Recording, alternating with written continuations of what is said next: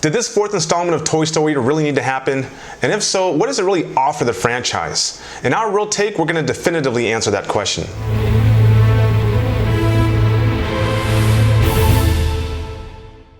Toy Story 4 is directed by Josh Cooley. This is his first feature-length film. He also wrote Inside Out, another Pixar film. And we have once again the voice talents of Tom Hanks, Tim Allen, and Annie Potts, and newcomers Keanu Reeves, Christina Hendricks, and a slew of other actors. Going into Toy Story 4, I have to say I was a little bit hesitant because after 3 solid, Pixar films, what else can they do to make this, franchise even better or to bring something new to the plate? And I have to say that I was pleasantly surprised because they took Woody's journey into new territory. There is one internal conflict surrounding Woody's character that is the catalyst of setting the plot in motion in this film. It involves him and Bo Peep, right? And him and his kid master, shall we say. But these are conflicts that have been revisited from previous Toy Story films, but this one really fleshes it out even more and takes it to places where none of the other films really have, taken the story. Right, and that's a solid point because this is a more mature, more somber movie than I guess the others, right? I mean, yet it still retains, very different tone. It still has the classic humor and camaraderie that is Toy Story, right? Right. But with this one, I kind of felt like the other stories were cuter, right? But this one takes some of those themes that you mentioned and really floats them more toward the surface throughout the entire movie. Yeah, this is a movie that is jam-packed with a lot of pathos, a lot of emotional moments, a lot of themes that are just jam-packed beat by beat throughout the movie. A lot of good themes. Right, you're talking about like loyalty, rejection, moving on, adjusting. It has all of those, but again, it's more at the top than you see in the other movies. Yeah, and this movie, by the way, screams empathy, which is a word that has been in the news and in just our lives, our society a lot. But this is a movie where characters really learn what it's like to be in each other's shoes and then make choices and decisions based on those discoveries. Really. Yeah, it's very much growing up too. I mean, you talk about Bo Peep. Right. I loved, by the way, where they took her character, but I guess we'll talk about that later. But feminism. Is one of those topics, again, one of those buzzwords that you see these days in a lot of movies. Bo Peep takes on a more assertive role and a commanding role, so that was cool. I mean, it really seemed like they did put a lot of effort and thought into where to take these characters, and thank God they took them into places where I felt like it made sense. And like this is why this movie should exist. This movie exists. This is where these characters end up, and that's all we can say. I mean, but make no mistake, this is still a Toy Story movie, so you get your signature cleverness throughout the movie,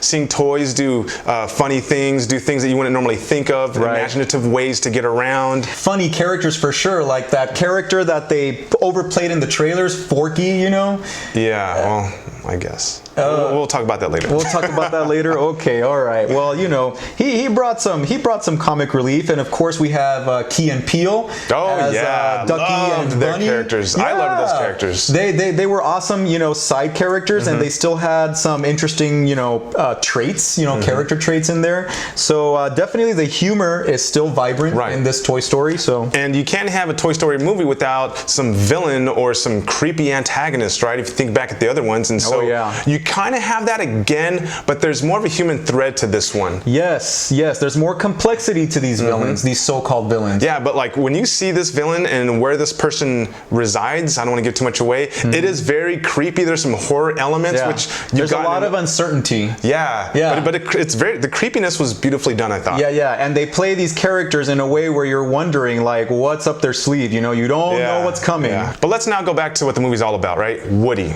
Okay, that's right. So we all know that Woody has this undying, blind love to his owners, whether it's Andy or whether it's Bonnie, which is both good and bad, right? It can be he can be loyal to a fault, and you do see this in this movie. He's facing some toy rejection, but yet he's still loyal to Bonnie. And without going into details, I'll just kind of leave it at that. And then Bo Peep kind of comes along, and she's trying to be the logical voice for him that you see in some other Toy Story movies, more specifically like Toy Story 3 with Lotso.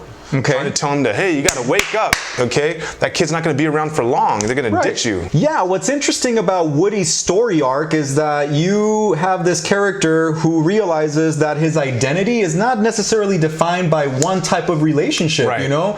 It's not just about his loyalty to Bonnie. It's not just about his loyalty to Andy, but other characters as well.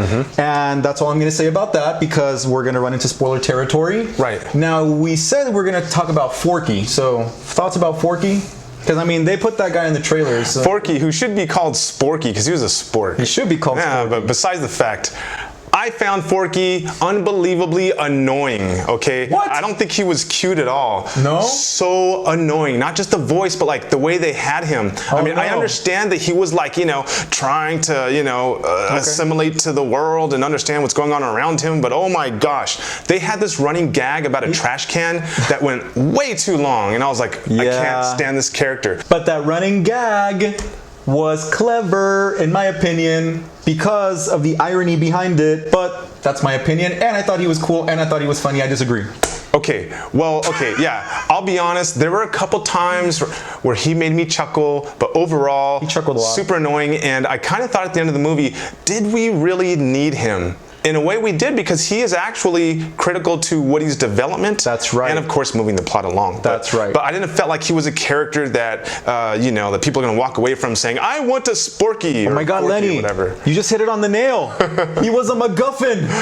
Okay, yeah.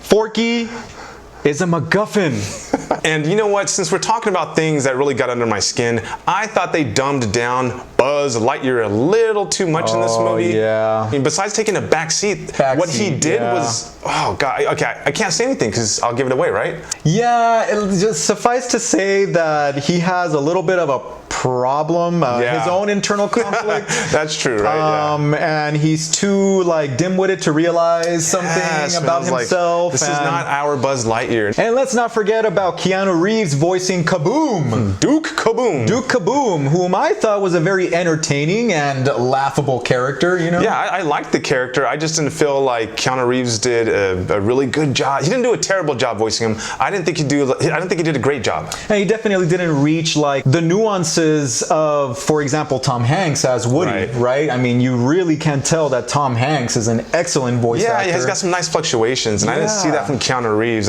You know, I didn't pay attention that much actually to the voice. I was so enraptured by the character that I kind of forgot that it was Keanu Reeves. Okay, no, I really, because this is the first time I've known him to do this, so I was really paying attention. And I kind of felt like, you know, Michael Keaton playing Ken in Part 3 was better than this one. I quickly just want to also bring up the special effects, which, my goodness, they have advanced so much since the first Toy Story.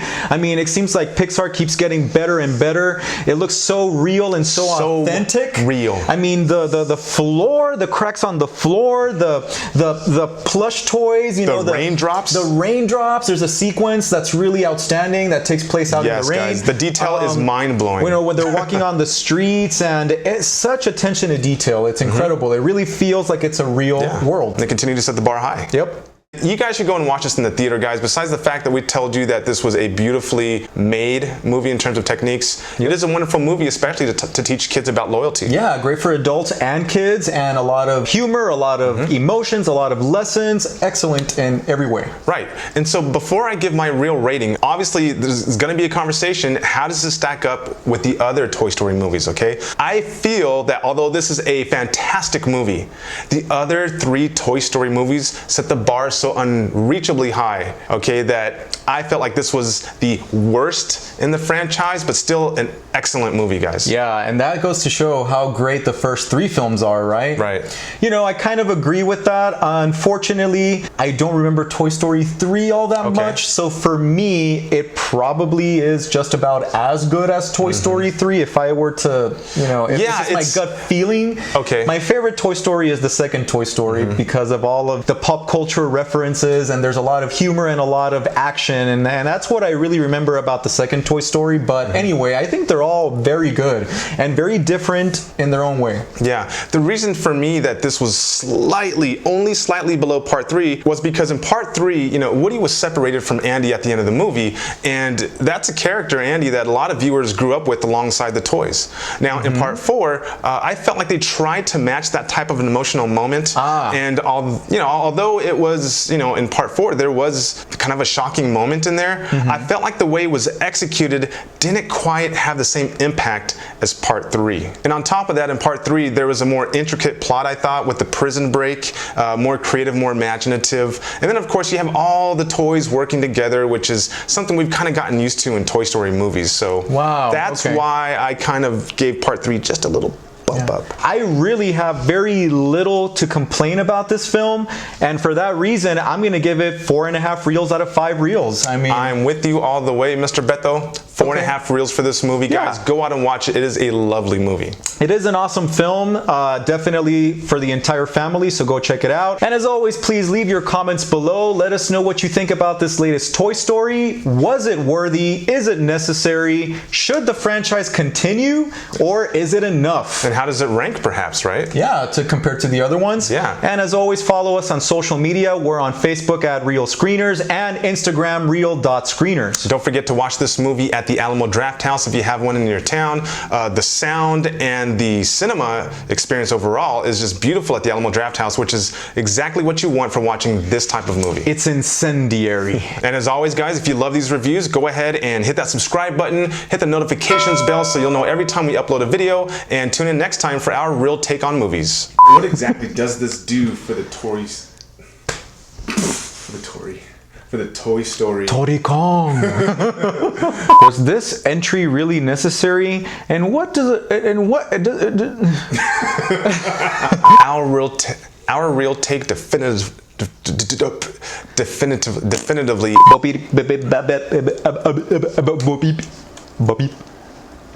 And then Forky, and then Duke.